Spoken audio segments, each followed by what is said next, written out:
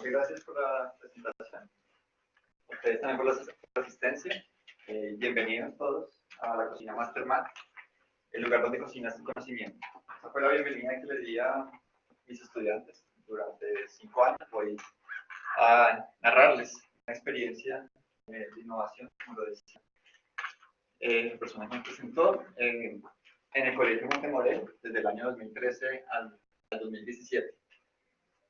Y traje también la misma frase para todos ustedes, porque quería traer algo de esa cocina también para este espacio que aprecio tanto el día de hoy. Vamos entonces a trabajar un menú en el día de hoy. Vamos a trabajar una entrada para contarles un poquito el contexto de cómo nació la cocina, en dónde dio sus primeros pasos.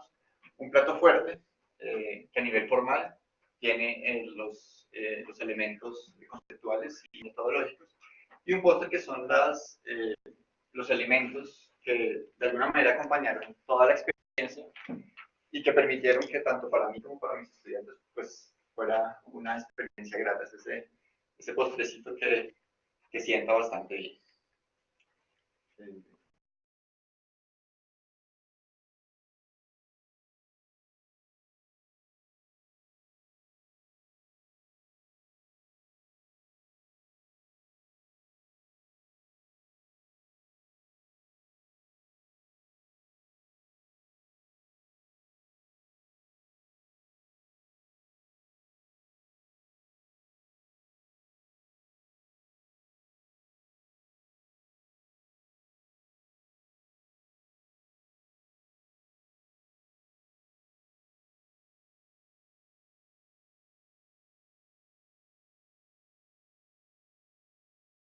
Como artista pues estaba muy conectado con la idea de crear, ¿no? Entonces cuando tomo la decisión de entrar a una aula de matemáticas, para mí era muy importante conectar esa parte también personal del músico, al que le gusta improvisar, al que le gusta componer, al que le gusta crear, y decir, bueno, si voy a poner un pie en el aula de matemáticas, va a ser también con un sello personal y con un propósito creativo. El contexto pues es el Colegio Montemorel, y voy a hablarles básicamente de 3 aspectos muy importantes del colegio que lo hacen de alguna manera singular frente a otras propuestas educativas. El Colegio Montemorel se mueve básicamente en 3 pilares. Estamos hablando de una tendencia psicológica humanista y puntualmente del enfoque centrado en la persona, de un psicólogo americano, Carl Rogers. Y básicamente, para resumirlo, pues genera todas las dinámicas terapéuticas en un inicio. Después Carl Rogers pues tuvo su impacto también con otras personas en el ámbito educativo. Pero básicamente invitaba a que todas las dinámicas fueran centradas en la persona y en la relación en sus palabras, cliente facilitador, en mis palabras, maestro estudiante. Entonces, el tema de la relación humana, personal, el vínculo, es la gran mayúscula. Hablamos de una tendencia filosófica existencialista, pues de la escuela existencial que todos conocemos, filosófica, y las implicaciones básicamente en educación es especial énfasis en el tema de libertad, responsabilidad y la capacidad de autodeterminar, como en cierta manera, mi camino. Y hablamos de un modelo pedagógico hoy en boga y también, digamos, en representación de Subiría, y también el modelo interestrukturante que invita a que nos desmontemos de una instancia heteroestructurante y abordemos una relación interestrukturante con el estudiante. De las primeras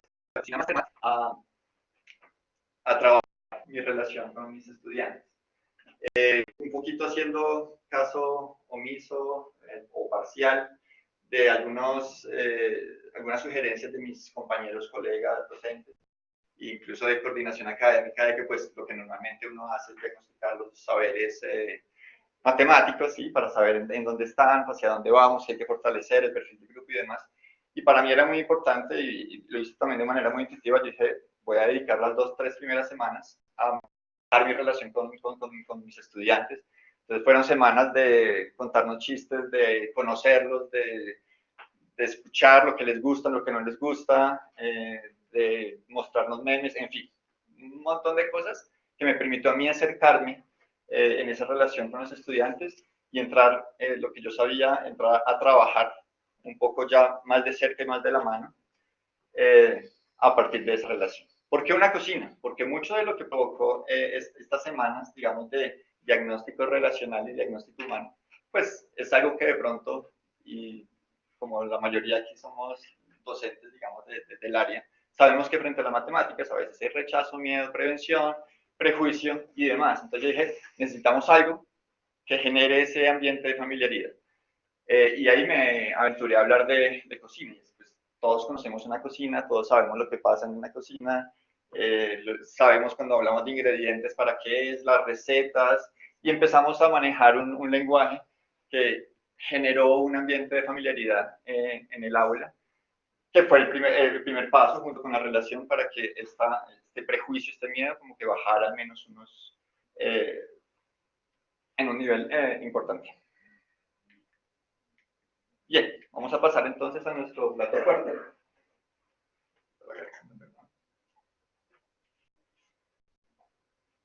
El plato fuerte, voy a hablar de tres ingredientes base frente a los cuales pues muchas de las dinámicas de clase se movieron. Esto pues, y les hago la invitación a recordar estos tres pilares del colegio que les hablé, del humanismo, el existencialismo y el modelo dialogante.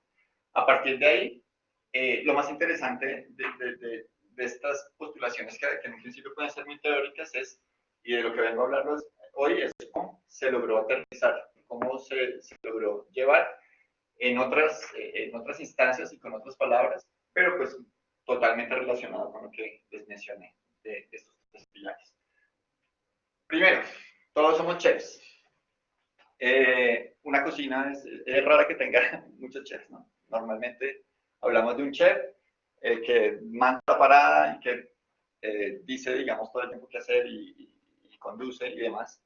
Pero yo les propuse a ellos, a mis estudiantes, les dije, bueno, vamos a imaginarnos una cocina en donde todos somos chefs frente a esa autonomía, libertad y responsabilidad que me interesaba trabajar en ellos. Traje aquí cinco ejemplos que nos pueden ayudar como a tomar este elemento y a mirar como aplicaciones muy puntuales. Entonces, te pido el favor de que hagamos clic en la que dice a la derecha, libertad de elección en formas de evaluación y de metodologías. ¿Algo? Es.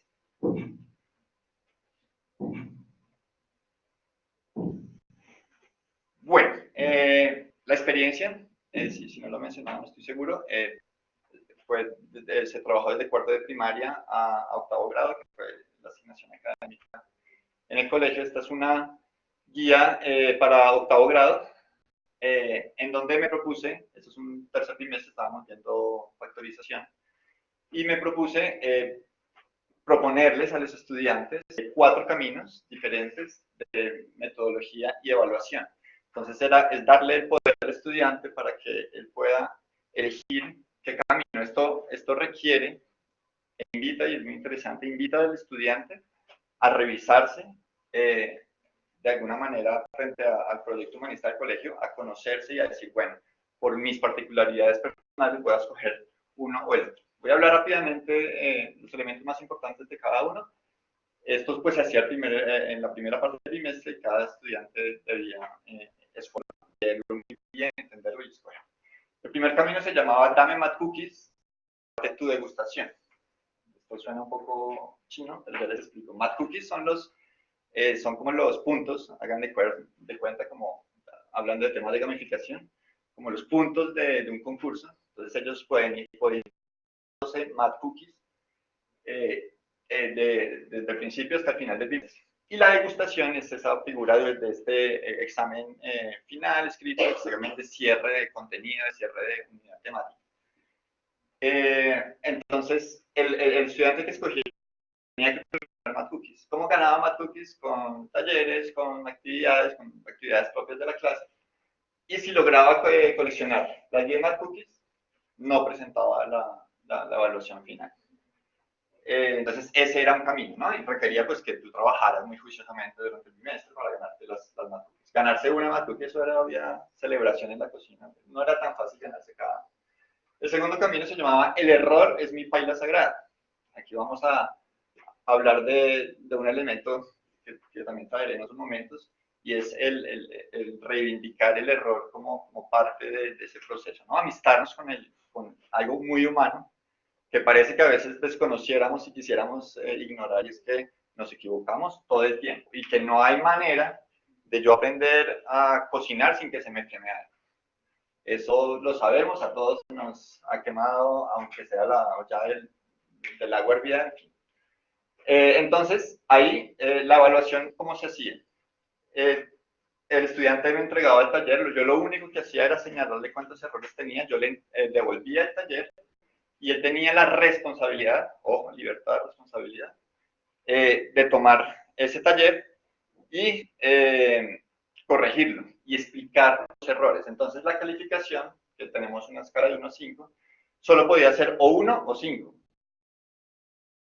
Si dejabas que sea un error sin corregir. Y 5 si corregías y explicabas todos los errores con los que te topaste inicialmente. Entonces, reivindicar la capacidad que tenemos de corregir nuestros errores y aprender a partir del error. Y el tercer camino se llama las matutis me indigestan, a mí no me vengas con esos cuentos de los bonos, de los premisitos, no, yo no quiero matutis, a mí dame la degustación. Entonces, él asumía un 60%, que es un porcentaje bastante elevado de la calificación de la materia, solo con un examen al final de la unidad, y el resto del tiempo del bimestre, él mismo, a partir de una bitácora, decía qué iba a hacer o qué no iba a hacer. Estudiantes que podían perfectamente decir, no, el día de hoy, martes, voy a dar vueltas por el colegio comiendo chicle. Y tuve que hablar con rectoría, con coordinación para decir, no, momento, estamos dentro de un ejercicio, tranquilos. Pero era una invitación a la autonomía y el poder que el estudiante manejara su tiempo, manejara su propia planeación, y al final presentabas una evaluación. La regla de oro, no interferir en los procesos de las personas de los otros caminos. Y el cuarto camino se llamaba Yo soy un sous chef. El sous chef es el ayudante del chef, que es un camino de ser monitor, ¿no? De ayudar a los estudiantes dentro del aula. Y la valoración venía un poco de mi evaluación sobre esa gestión. Y pues naturalmente, si tú quieres ayudar a alguien, pues tenías que volverte un duro primero en factorización y ir un poquito más rápido que los demás. Listo, cerremos ese enlace. Bien, vamos con el siguiente, que está abajito. Preguntario de estudiantes para estudiantes. Esta es una propuesta que hice, se las recomiendo mucho, Trello, y le di a partir de las preguntas de los estudiantes, yo, digamos, desmontarme, hablábamos del modelo interestrutturante, desmontarme de a veces el púlpito en donde nos subimos los maestros y decir, bueno, tenemos una responsabilidad curricular, que es hablar y trabajar el tema de los ángulos, pero cada uno de ustedes como estudiante, en cada columna, va a proponer lo que se llamaban las preguntas felices. Entonces, cada estudiante, no son mis preguntas, no son las preguntas del libro, no son las preguntas de alguien externo, son las propias preguntas de los estudiantes que fueron alimentando en cada columna. Y después, ¿cuál es la labor? Como estudiantes, como comunidad, empezamos a escoger. Cada estudiante debía escoger 3 preguntas. Ayúdame horizontalmente a trasladarnos. Alcanzamos hasta el final. Alcanzamos 11, 12, 13, 17 preguntas. Y los estudiantes con tarjetas respondían, investigaban y respondían de la pregunta que su compañero, y entre ellos, interesante el ejercicio y pues la curiosidad del niño. Creo que todos somos conscientes de todo lo que puede mover. Listo, cerremos ese enlace, por favor. Libertad de autonomía para elegir tiempos de ejecución y evaluación. Esta es una guía de grado sexto, en donde en la parte de abajo, no sé si podemos hacer zoom para la parte de abajo, se les proponía diferentes cajitas, diferentes ingredientes con los que cocinar su conocimiento. Y qué era lo novedoso aquí, que ellos podían acomodar, ¿sí? No sé si se han dado cuenta que últimamente en los restaurantes cada vez más le dan la libertad al cliente de decir, échame esto, yo armo mi plato así, mi plato así. Bueno, pues esta era una idea de esa dinámica llevada al aula, en donde son actividades propuestas por mí, pero que los estudiantes podían acomodar para fortalecer su autonomía. ¿Sí? La autonomía y la libertad no se enseñan poniendo frases bonitas todos los días en el tablero, aunque también se hace, pero se enseña es, llevándolo a este tipo de actividades donde realmente un estudiante se tenga que enfrentar con un reto de autonomía importante. Listo. El cuarto se llama libertad de criterio para escoger una posible aplicación del aprendiz. Este fue un proyecto de aula con grado octavo en geometría. Mi idea era enlaces entre la geometría y el diseño. Y había un general de aula que era, vamos a crear una página web estudiante. Si nos podemos ir a las pestañitas de arriba, a la derecha, gestión. Eso, cada estudiante, donde dice interdisciplinario, escogía un camino y había desde la libertad una aplicación del conocimiento, ¿no? Entonces no es, no es la parte final del libro que me dice, no, como ya aprendiste esto, lo vas a aplicar así, así, así, así, sino que darle la posibilidad al estudiante de decir, bueno, ya hablamos sobre algunos elementos, a partir de lo que tú conoces, de lo que tú aprendiste, vas a buscar algo que te toque, que te mueve, que te... y es mucho más significativo. Listo, vamos a cerrar este enlace, por favor. Y vamos aquí a libertad individual, servicio del aprendizaje colaborativo, un poco de la mano a lo que hoy se denomina movimiento maker. Había una propuesta de crear otra vez en Trello, me volví intenso con Trello, de crear un objeto, un sólido geométrico y hacer su estudio de volúmenes. Aquí hay algo importante, aquí en la parte izquierda, al inicio. Cada estudiante tenía su columna de su proceso de aprendizaje. Lo interesante es que esta plataforma estaba abierta todo el tiempo y tú como estudiante podías ver el proceso del otro y podías, a partir de reflexiones que ellos hacen acá, podías determinar qué errores está cometiendo el otro, aprendiendo a través del error, qué tropiezos o qué aciertos tiene. Y este es mi perfil, que también es muy interesante y les invito a, a veces nos quedamos, ¿no? Entonces ponemos un reto para nuestros estudiantes, pero tomamos un paso atrás. Yo voy a hacer mi artículo que se llama la Master Math Bugging y voy a meterme a hacerlo porque yo también tengo tropiezos, yo también tengo errores y la percepción del estudiante de que el profesor también se puede equivocar, de que la puede embarrar, de que cambió de diseño, de que el material no me sirvió, de que me duré hasta tal hora de la noche, todo eso era como un diario de campo y es interesante poder compartirlo con la comunidad. Listo, gracias. Bien, otros dos elementos importantes entonces es los ingredientes con sentido. Es algo que ya se habla, digamos, en estos contextos y es cada vez démosle más sentido a las matemáticas, más aplicaciones a las matemáticas. Metámonos brevemente en ese enlace. Fue una experiencia transversal con el área de religión. Y a partir de la estadística, es un elemento que facilita a nivel de transversalización en mi práctica, ¿no?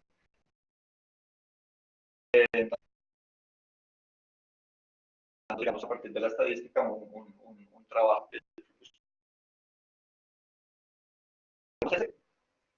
Y el último elemento, muy importante, es el tema que tiene que ver con lo que les hablé del error y de cómo podemos expresar esa confianza en los estudiantes, de brutos por equivocarse, porque mucho del rechazo al área de matemáticas porque eres bruto o no, si no la acoges y por qué no la acoges. Entonces, por eso los estudiantes se alejan y nos propusimos, podemos hacer clic ahí, hay un enlace que dice cocina en casa. Esta fue una de las dinámicas, hay otras muchas, no nos alcanza tiempo para hablar. Esta fue una dinámica, la Cocina Mastermind tiene un canal, invitadísimos a visitarlo. Fue una dinámica en donde, parecido a lo que les comenté de este hecho de tomar el taller, devolvérselos con los errores señalados, nada más señalados, y esa misma tarde yo colgaba este video en mi canal de la Cocina Mastermat. ¿Qué hacían ellos? Mirar cómo yo lo resolvía y ellos evaluaban un error u otro que hubieran cometido. Un haga su trabajo. Reevaluemos la idea de que el trabajo de nosotros como docentes es corregirte todo el tiempo los errores, que es lo que normalmente hacemos, ¿no? Yo recibo el taller, esto está mal, esto se debió hacer así, si llenamos de piezas, ¿quién te levanta? Yo me levanto. Cuando, no sé, pisé caca de perro en la calle, pues yo voy y me limpio. Entonces, es un poco llevar al estudiante a decir, puedes cometer errores, pero también estás en la libertad de cometer errores, pero tienes la responsabilidad y la posibilidad de aprender a partir de ahí. Y este fue uno de los recursos que probé. Listo.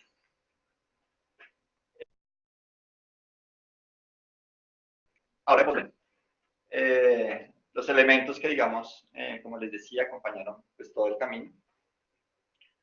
Eh, el tema de la gamificación para mí fue básicamente más que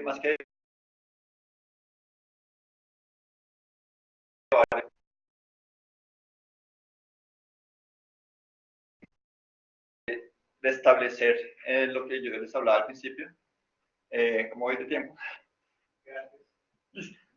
Eh, de establecer de un recurso para fortalecer mi relación con el estudiante, ¿no? No es lo mismo entrar a una hora común y corriente que decir, bueno, vamos a jugar, vamos a divertirnos, vamos a reír, vamos a hacer memes de los casos de factorización. Y eso me permitía mantener una relación, y eso es importante. No solo dediqué las primeras semanas a establecer esa relación, sino que como sabemos, nosotros como personas adultas, pues las relaciones hay que alimentarlas, ¿no? Hay que alimentarlas todo el tiempo. Y parte de esa alimentación fue decir, bueno, juguemos, traigamos tecnología al aula, podemos hacerle clic rápidamente a clics ahí. Y este tablero está abierto, va a quedar en el repositorio. Bienvenidos, invitadísimos a visitarlo. Cada una de las columnas tiene una herramienta tecnológica. Podemos correr hacia la derecha, por favor. Trello, YouTube, podcast, Kahoot, Khan Academy, Twitter, páginas web. Fue como el recopilar un poco toda la experiencia a nivel de tecnología. Y dentro de cada columna hay cada una tarjeta que dice un ejemplo de cómo cocinamos con Kahoot, cómo cocinamos con Khan, cómo cocinamos con Twitter. Entonces, cada herramienta no tenía uno, sino a veces dos o tres usos diferentes dentro del aula, invitadísimos. Es un tema también gigante, normalmente pues tuve varios encuentros también con maestros solo dedicado a esto y esto pues toma 2 horas, digamos, listo. Y ya para terminar,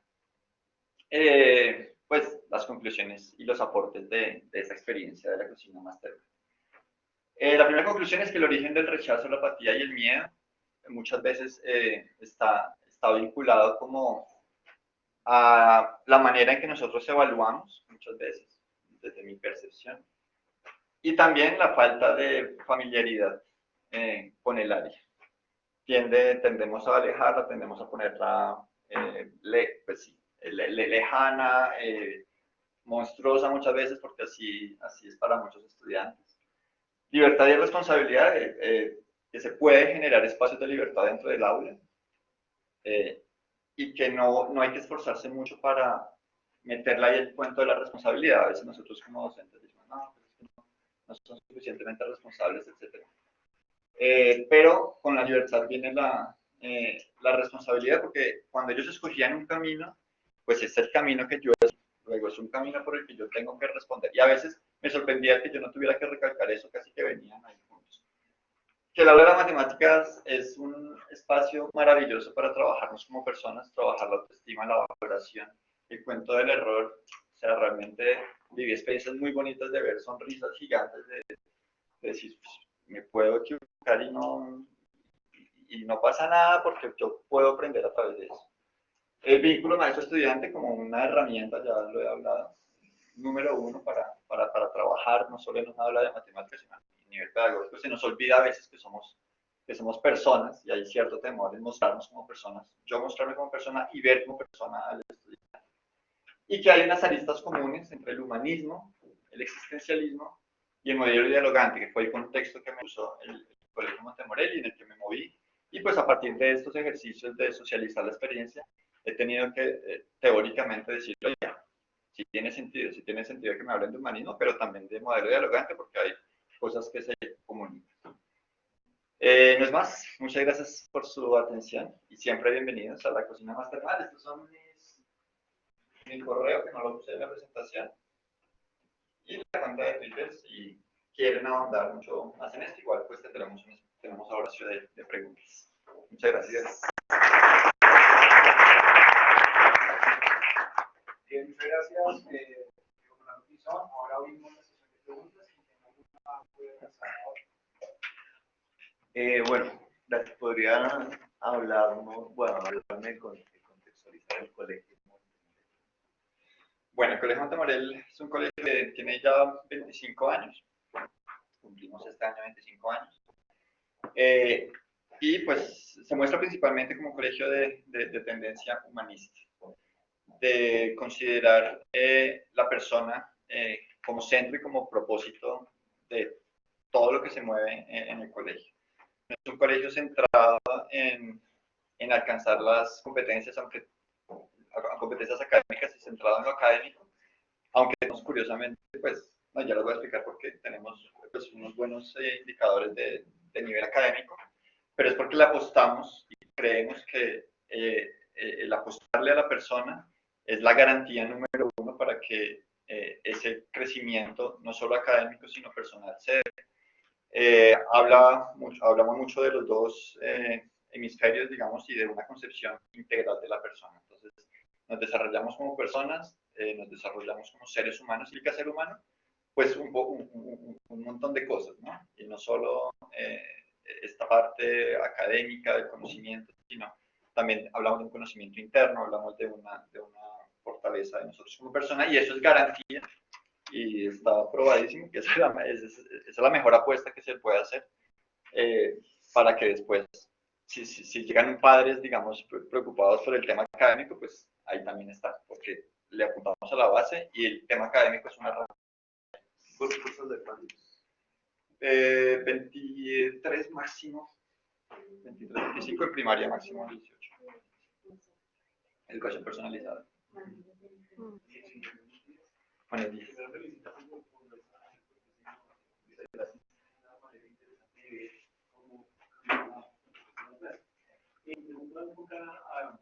¿Cómo es el proceso de negociación con la parte administrativa del colegio o con los coordinadores?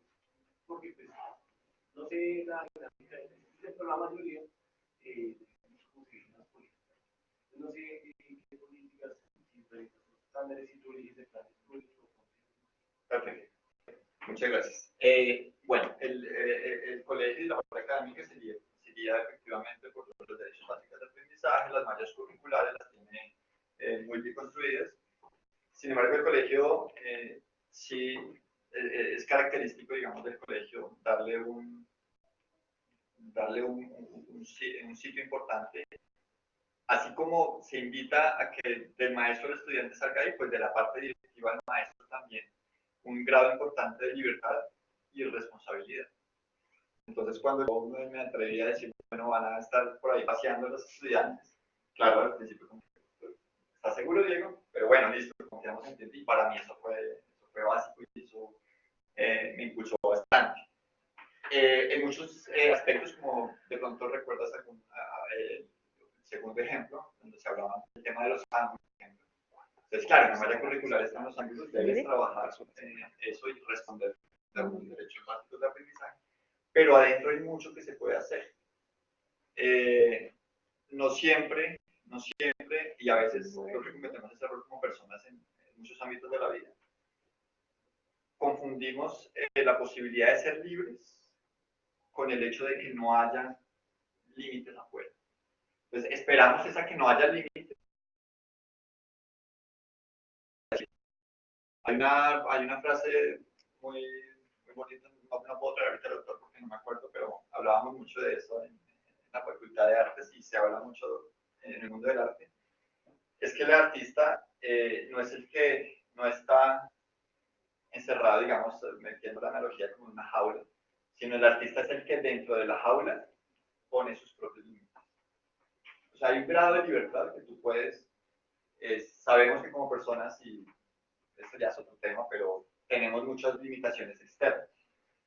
Pero artista y creativo es el que se atreve a que dentro de esos límites también puedo crear. También me puedo mover como yo quiera. No necesariamente tengo que estar así, porque es que no, es que esto estoy en una jaula y no. Sino que dentro de mi jaula puedo crear, puedo jugar, puedo pintar, puedo componer, puedo cantar. Y eso también es un grado de libertad. Entonces, ya cerrando, la respuesta es cómo dejamos de preocuparnos tanto por esos límites que pensamos que es una malla curricular, una temática. Claro, ahí se pueden, de todas maneras, hay cosas por hacer, que se pueden correr fronteras y demás, que también es un tema que me interesa.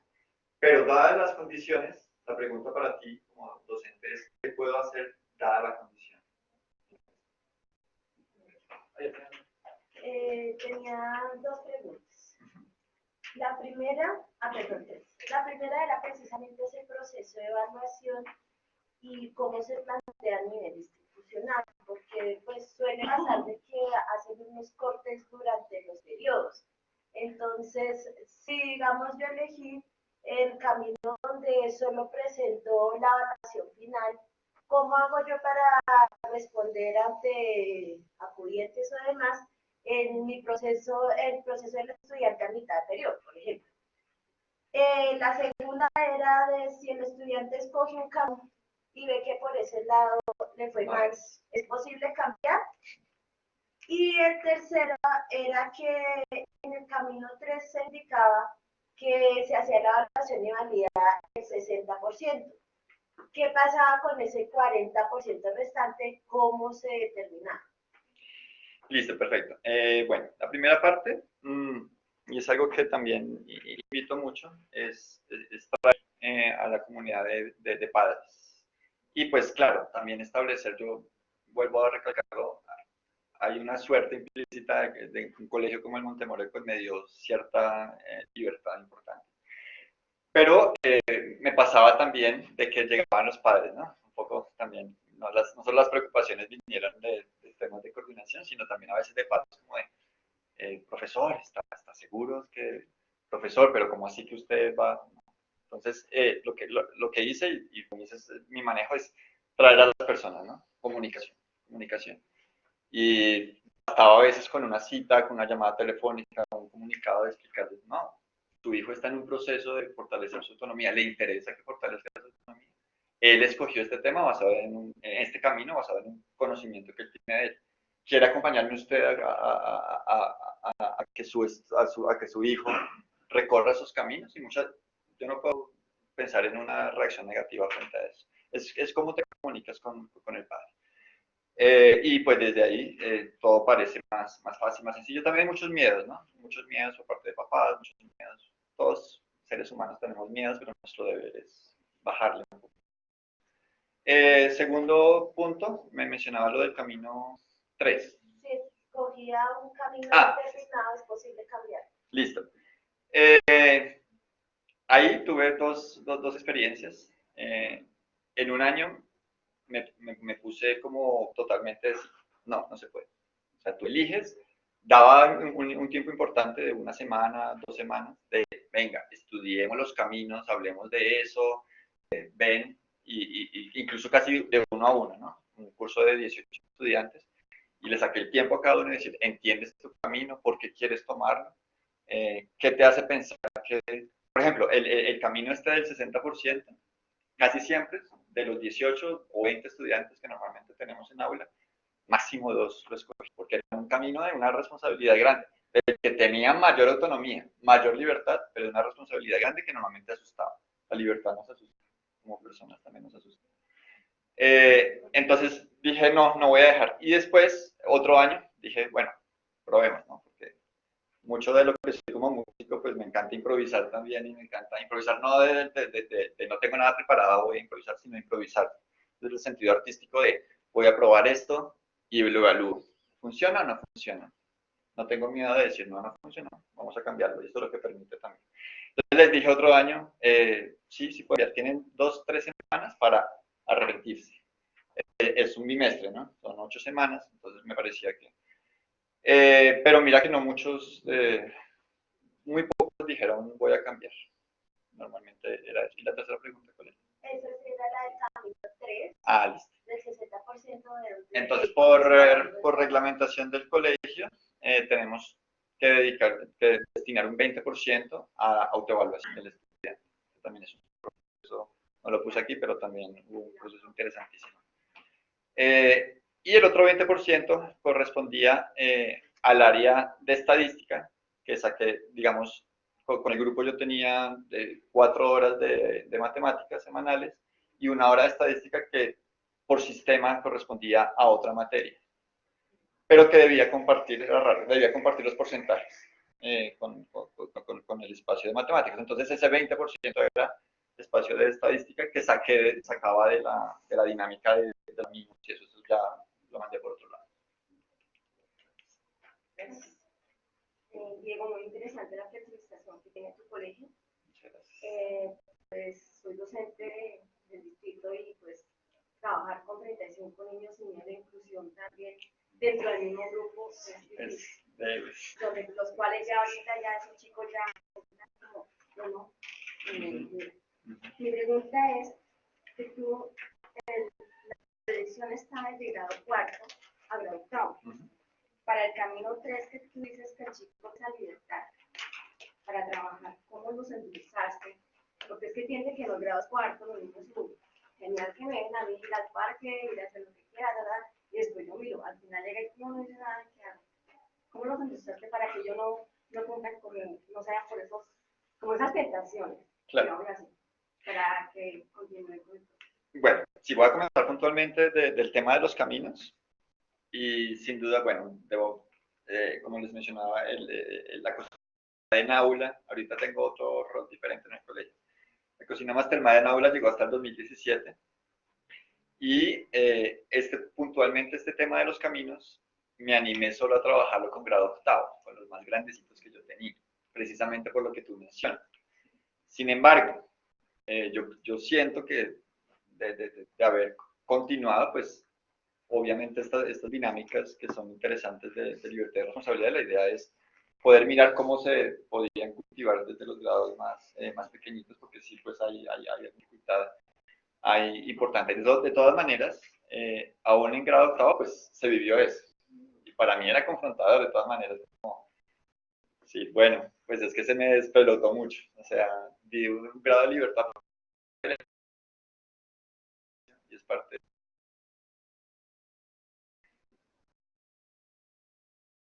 No, ya lo dije y vamos a llevarlo hasta donde vayamos. Entonces, definitivamente, pues los ejercicios sobre la libertad se deben acompañar. Y porque, pues, con riesgo de que aparezca el libertinaje, es porque no estamos ahí también como adultos. Obedece mucho también a las dinámicas que como padres se tiene hoy en día frente a los estudiantes, o a los hijos, perdón. Confundimos el dejar libre con dejar totalmente solos. Y es diferente cuando tú dices, ven, parte aquí a mi lado, ¿a dónde quieres ir? ¿Quieres ir allá? Allá. Vamos. Diferente a decir, y das la espalda. Esa no es la libertad que quería trabajar y que propone también el colegio. Sí, bueno. Bueno, pues que un poco enfocado a la pregunta que hacía la anterior, y es en cuanto a la materia prima, se aplicó estudiante. ¿Qué tipo de estudiante encontró usted? La dimensión de personalidad, de formación académica, ¿cómo era un estudio previo para ver si se puede aplicar acá? ¿Cómo funcionó ese proceso de aplicar este método? Sí, digamos que, bueno, a partir de esas semanas iniciales, que pues, claro, para mí el primer año fue especialmente retador, porque yo estaba ingresando como docente nuevo en el colegio, y claro, para mí todos eran nuevos, ¿no? Entonces tomó un poco más de tiempo. Pero a partir de estas semanas de diagnóstico personal, humano, relacional, pues sí me di cuenta que la población era bastante disímil, que creo que es lo natural como personas. Normalmente, ahorita pienso, hay una prevención y es algo que el colegio hablamos mucho, y es a traspasar una línea frente al humano, ¿no? Porque se nos enseña que pues, el docente aquí, el estudiante allá. Entonces, cuando tú traspasas esta línea, te das cuenta de que hay un mundo diverso y eso de la población del colegio Montemorel, sino que si yo me pongo aquí a conocerlos a cada uno de ustedes, pues me voy a dar cuenta que es un universo, cada uno de ustedes es un universo gigante. Entonces, mucha diversidad, encontré con diversidad a nivel también de competencia académica, pues lo que sabemos frente a las matemáticas, además. ¿Y cuál fue mi manera como de agrupar? Fue el mensaje que sí, fue no sintamos miedo dentro del área frente a las dificultades que siento frente al área, frente al lugar en el que siento, porque es a partir de ese lugar que empiezas a recorrer un camino. Y eso en los estudiantes baja la neura y baja la nivel, baja. Claro, es difícil a nivel, ya el reto ahí es llevarlo a nivel formal, académico y demás. Pero es un riesgo que yo creo que desde lo que soy, pues tuve que tomar y me agradezco de haberlo tomado, de pasar esa línea. Sentirme a veces abrumado por la diversidad, pero decir, pues es que esto sí es humanidad. Aquí sí estamos hablando de enseñanza para humanos y no de imaginar, digamos, un grupo de 20 personas que yo quiero aquí adentro, solo aquí adentro, meter dentro de unas ideas que tengo aquí adentro, ignorar lo que cada uno necesita, lo que cada uno. Hay unos retos gigantes frente a lo que uno como docente puede hacer en términos de diversidad, que todos somos. Se van como ya, pues invitamos a las demás personas a buscar al conferencista en la web.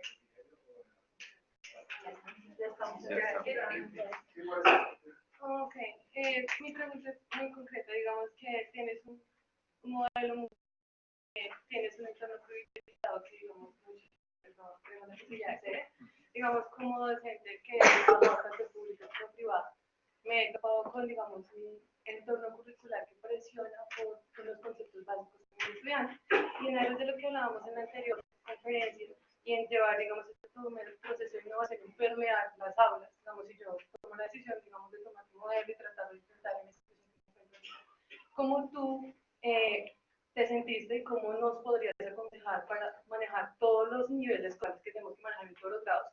Y dado que el estudiante elija un camino en su proceso de evaluación, si él al final del trimestre no logró el concepto y tiene un vacío conceptual, ¿cómo lo lleva a suplir ese vacío conceptual, digamos, llegando a la misma dinámica?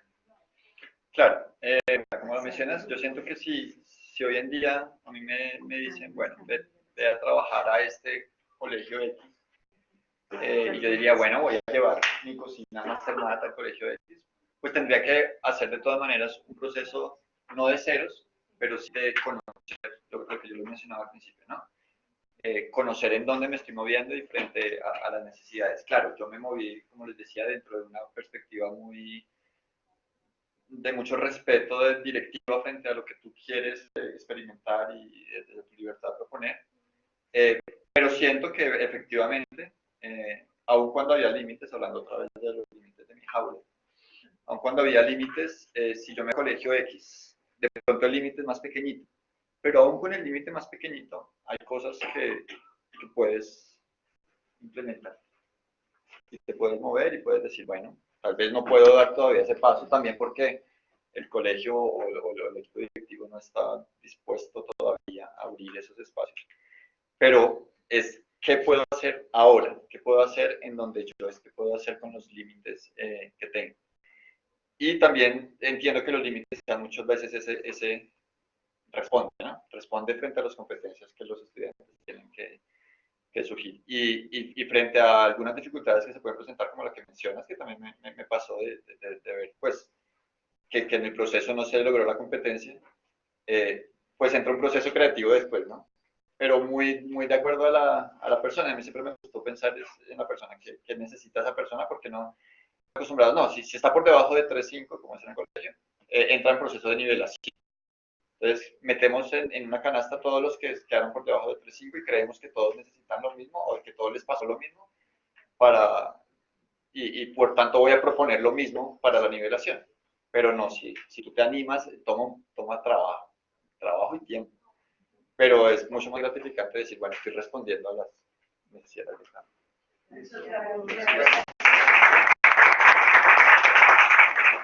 Para cerrar, hacemos entrega para una empresa docente que es el Centro de Formación e Investigación y Educación Matemática de la Universidad de los Andes. Certificamos a Diego Fernando Pizarro, que presentó la conferencia de Muchísimas gracias.